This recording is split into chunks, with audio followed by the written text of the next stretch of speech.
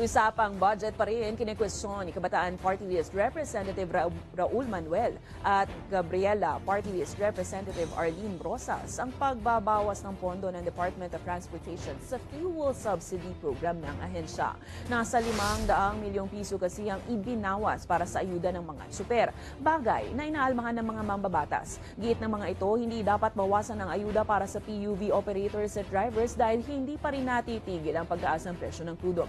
Sa halip, dapat raw munang suspindihin ang fuel excise tax bago magkaroon ng pagbabawas sa naturang pondo. Bukod rito, nananawagan rin ng Makabayan Bloc sa mga oil companies ng diskwento para sa PUV sector. Matatandaang nasa 2.5 billion pesos lamang ang napagbuhan ng DBM para sa fuel subsidy program ng ahensya.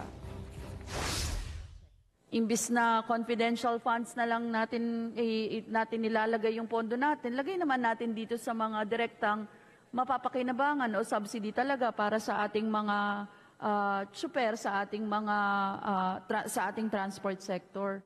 Hindi katanggap-tanggap ang cut sa fuel subsidy. Dahil Mr. Speaker, while may ganung mga cuts, ang ating economic managers naman ayaw dun sa suspension or removal ng VAT and train excise tax sa fuel.